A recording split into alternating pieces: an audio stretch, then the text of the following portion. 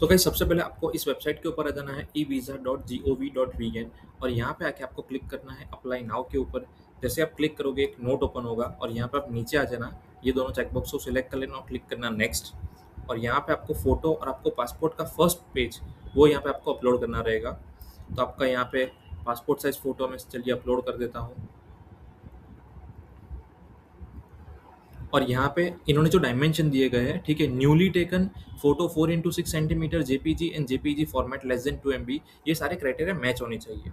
अब मैं passport upload करता हूँ मेरा,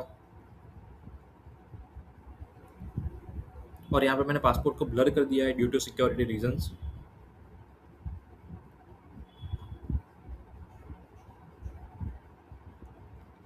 अब देखो गाइस, जैसे मैंने पासपोर्ट अपलोड कर दिया, यहाँ पे मुझे एक एरर आ गई, portrait photo was captured from another source, your application में be rejected, please upload another photo. अब ये एरर क्यों आती है कि मेरा सब कुछ सही है, राइट, फिर भी ये एरर आ रही है। तो इस केस में क्या होता है कि आपका जो फोटो है वो आपका फोटो न्यूली कैप्चर्ड नहीं होगा, आपने रिसेंटली आपने कैप्चर नहीं किया होगा। अभी यहाँ पे मैं क्या करता हूँ, यहाँ पे मैं दूसरा फोटो अपलोड करता हूँ जो मेरा रिसेंटली कैप्चर्ड है।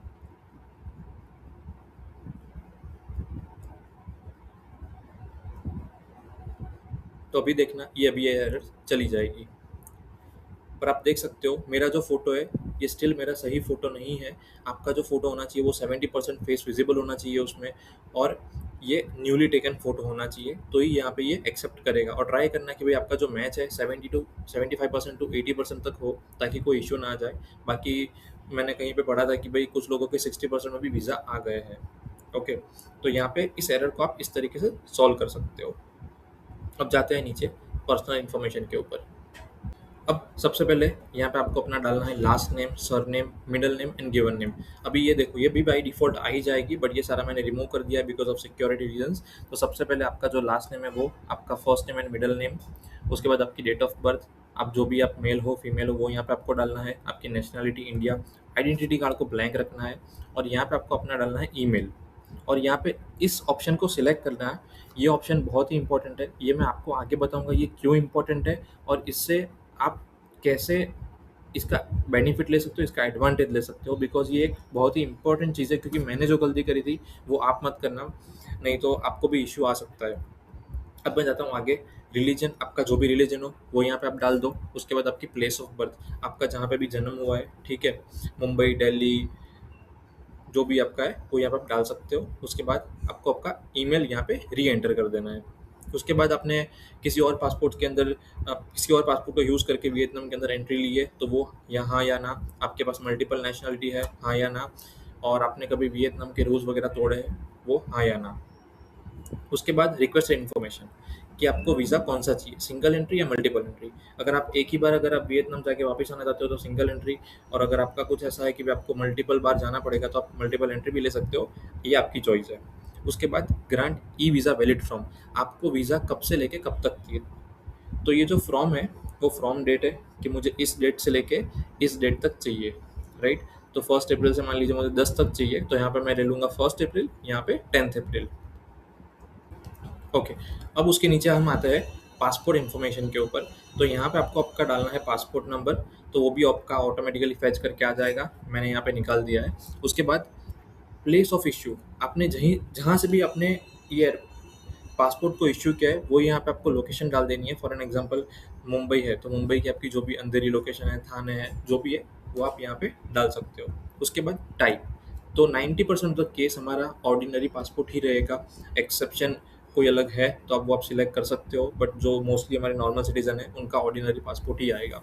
उसके बाद डेट ऑफ इश्यू, आपकी पासपोर्ट की डेट ऑफ इश्यू क्या है वो यहाँ पे आप डाल सकते हो, और यहाँ पे उसकी पासपोर्ट की एक्सपायरी डेट, ठीक है। ये सारी इन्फॉर्मेशन आपको पासपोर्ट के ऊपर मिल जाएगी। उसके बाद आता है कॉन्टैक्ट इन्फॉर्मेशन। तो सबसे पहले आप यहाँ पे आपका परमानेंट एड्रेस डाल दो, रेजिडेंशियल एड्रेस, और उसके बाद है कॉन्टैक्ट एड्रेस। अगर आपका परमानेंट एड्रेस सेम है तो ये सेम एड्रेस को आप यहाँ पे रिपीट कर दो। अगर आपका कुछ कॉन्टैक्ट एड्रेस अलग है तो वो यहाँ पे आप डाल दो। उसके बाद आपका टेलीफोन नंबर, आपका मोबाइल नंबर है वो यहाँ पे आप डाल दो, और इमरजेंसी कॉन्टैक्ट। तो इमरजेंसी कॉन्टैक्ट आप किसका दे रहे हो, उसका नाम, उनका परमानेंट रेजिडेंशियल एड्रेस, उनका टेलीफोन नंबर, और उनके साथ आपकी रिलेशनशिप क्या है, आपके मम्मी पापा, हस्बैंड वाइफ जो भी है वो यहाँ पे आप डाल दो। उसके बाद ऑक्यूपेशन, कि आप क्या करते हो, बिजनेसमैन हो, एम्प्लॉयड हो, गवर्नमेंट ऑफिशियल हो, स्टूडेंट हो, एम्प्लॉयड अनएम्प्लॉयड हो, तो ये सारी चीज़ें आप यहाँ पे डाल सकते हो। उसके बाद ऑक्यूपेशन इन्फो में जो भी आपकी थोड़ी बहुत ऑक्यूपेशन इन्फो है या स्टूडेंट इन्फो है वो यहाँ पे आप डाल दो। और उसके बाद नेम ऑफ द कंपनी, कौन सी कंपनी में काम करते हो, कौन से स्कूल में पढ़ाई करते हो, फिर आपकी पोजीशन कंपनी में क्या है, आप क्या पढ़ रहे हो वो यहाँ पे आप डाल सकते हो। उसके बाद आपकी कंपनी या स्कूल का एड्रेस, और उसके बाद आपकी कंपनी या स्कूल का फ़ोन नंबर। और हाँ, ये सारी चीज़ें कंपलसरी नहीं है, बट डाल दो तो भी अच्छा है, अगर नहीं भी डालोगे तो भी कोई इश्यू नहीं आएगा। उसके बाद आप में आता है इन्फॉर्मेशन अबाउट द ट्रिप, आपका पर्पस ऑफ एंट्री क्या है, ठीक है। 99% ऑफ द केस हमारा टूरिस्ट ही रहेगा, तो यहाँ पे आप टूरिस्ट सेलेक्ट कर लो। उसके बाद इंटेंडेड डेट ऑफ एंट्री, अभी ये देखो, ये जो इंटेंडेड डेट ऑफ एंट्री है ये ऑटोमेटिकली आ जाएगा। हमने जो यहाँ पे ये जो डेट डाली है, grant e visa valid from, ये सेम डेट लेके ये यहाँ पे आ जाएगा। और जो आप टू डेट डालोगे उसके हिसाब से वो length of stay in Vietnam calculate कर लेगा, यानी कि आप कितने दिन वियतनाम में रहने वाले हो, वो फ्रॉम और टू डेट को लेके वो यहाँ पे उतने नंबर ऑफ डेज यहाँ पे आ जाएंगे, ठीक है। उसके बाद आपका फ़ोन नंबर इन वियतनाम, इसको ब्लैंक छोड़ दो क्योंकि आपका फ़ोन नंबर होगा नहीं। और उसके बाद आता है रेसिडेंशियल एड्रेस इन वियतनाम, तो यहाँ पे आप अपनी होटल का एड्रेस डाल दो, ठीक है। और उसके बाद आपकी कौन सी सिटी है वो यहाँ पे आप डाल दो, और उसका वार्ड कम्यून। अब देखो, ये चीज़ आप गूगल कर सकते हो आपके होटल को एड्रेस को लेके कि मेरा ये वार्ड कम्यून क्या होगा, तो वो गूगल से आपको ये वार्ड कम्यून मिल जाएगा, या फिर उसके एड्रेस में भी आपको मिल सकता है। उसके बाद है internet border gate of entry. अब ये क्या चीज़ है कि आप कौन से एयरपोर्ट से वियतनाम के अंदर एंट्री ले रहे हो, राइट। जो भी आपका एयरपोर्ट है, दानंग एयरपोर्ट है या फिर हनोई का कोई एयरपोर्ट है, हो ची मिन सिटी का एयरपोर्ट है, तो वो यहाँ पे आप डाल दो। और उसके बाद internet border gate of exit, कि आप कौन से एयरपोर्ट से वियतनाम से एग्जिट करोगे। अब देखो क्या होता है कि हम फुकॉक भी जाते हैं, अगर वियतनाम जाते हैं तो मोस्टली लोग फुकॉक भी जाते हैं। तो क्या होता है कि पहले आप वियतनाम गए, फिर फुकॉक गए, और फुकॉक से फिर आपकी फ़्लाइट हनोई, और हनोई से इंडिया है। तो उसमें आप क्या कर सकते हो, यहाँ पे आप internet border gate of exit ले लो हनोई, क्योंकि मेरा भी केस ऐसा ही था कि हम फुकॉक गए थे और फुकॉक के बाद फिर हम हनोई से वापस आए थे, तो यहाँ पे मैंने हनोई डाल दिया था। तो ये केस में आपका ये वर्क कर जाएगा, ठीक है। फिर आ, इस चेकबॉक्स को आप सिलेक्ट कर लो, राइट। और उसके बाद नीचे चले जाओ, और यहाँ पे ये 3 ऑप्शन है हाँ ना के। अगर आपके कोई एजेंसी के साथ कॉन्टैक्ट है तो हाँ, फिर अगर आपने वियतनाम लास्ट 1 साल में विज़िट किया है तो हाँ या ना, फिर आपके कोई रिश्तेदार वगैरह है तो वो हाँ या ना, वो आप सिलेक्ट कर सकते हो। उसके बाद आता है कि आप क्या, आपके साथ कोई 14 साल से कम का बच्चा है क्या। तो अगर वो है तो उसका फुल नेम जो भी है, लड़का है या लड़की, वो यहाँ पे आप डाल दो, उसकी डेट ऑफ बर्थ और उनका एक फ़ोटोग्राफ। उसके बाद आता है ट्रिप एक्सपेंस एंड इंश्योरेंस, कि आप कितना एक्सपेंस करोगे, आपने कितना एक्सपेंस प्लान किया है, वो आपको यूएस डॉलर के अंदर डालना होगा। तो जितने भी दिन है तो आप उनका एवरेज कैलकुलेट करके यहाँ पे डाल सकते हो, ठीक है। और उसके बाद आता है did you buy an insurance, अगर आपने इंश्योरेंस लिया है तो हाँ, नहीं तो ना। बट हाँ देखिए, वियतनाम के लिए इंश्योरेंस कंपलसरी नहीं है, अगर नहीं भी लोगे तो भी कोई इश्यू नहीं आएगा, अगर ले लो तो अच्छी बात है, राइट। क्योंकि अगर कुछ आ गया तो बेटर है, राइट। और उसके बाद आता है who will cover the trip expense. So अगर आप पर्सनल जा रहे हो तो आप पर्सनली यहाँ पे सिलेक्ट कर सकते हो, और अगर आपको स्पॉन्सर्ड वगैरह है तो यहाँ पे आप कंपनी सिलेक्ट कर सकते हो।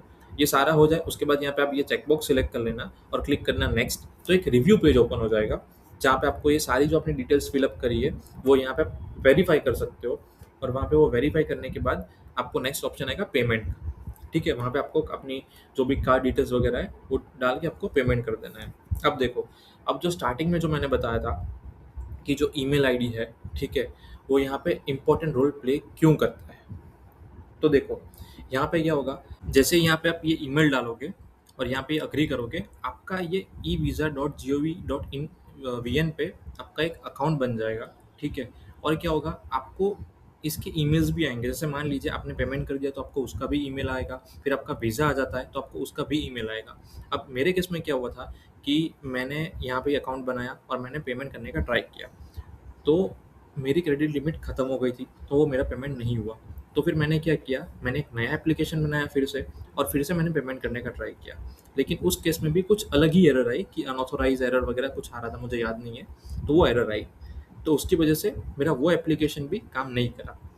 तो फिर मैंने क्या करा, फिर मैंने थोड़ा देर वेट करा, और 2-4 घंटे के बाद आई थिंक मैंने फिर से पेमेंट करने का ट्राई किया, तब मेरा वो प्रोसेस कंप्लीट हो गया था। तो इस केस में आप बेटर यही रहेगा कि आप यहाँ पे अपना अकाउंट बना लो और यहाँ पे आप उसको लॉगिन कर सकते हो और उसको आप बैक ट्रैक भी कर सकते हो। अब दूसरी बात, मान लीजिए अगर आप फैमिली के साथ जा रहे हो, आपके हस्बैंड वाइफ के साथ जा रहे हो, तो यहाँ पे उनका पर्सनल ईमेल आप अलग से डालना। क्यों? क्योंकि जो भी अपडेट होगा वो उनको उनकी ईमेल आईडी पे आ जाएगा, ठीक है? उनका जो पेमेंट का होगा, अगर उनका वीज़ा भी आएगा तो भी उनको ये अलग से आ जाएगा। तो एक ही ईमेल से सारे एप्लीकेशन मत करना, क्योंकि क्या है, अगर एक ईमेल आईडी में इश्यू आ गया तो बाकी सबका भी वीज़ा अटक जाएगा। तो बेटर यही है कि आप सबका एक अलग से ईमेल डालो और उसको प्रोसेस करो। तो यही था भाई आज का वीडियो। अगर वीडियो अच्छा लगा हो तो लाइक, शेयर और सब्सक्राइब कर देना। भाई बहुत मेहनत लगती है वीडियो बनाने के लिए। और तब तक के लिए बाय बाय, मिलता हूँ आपसे अगली वीडियो में।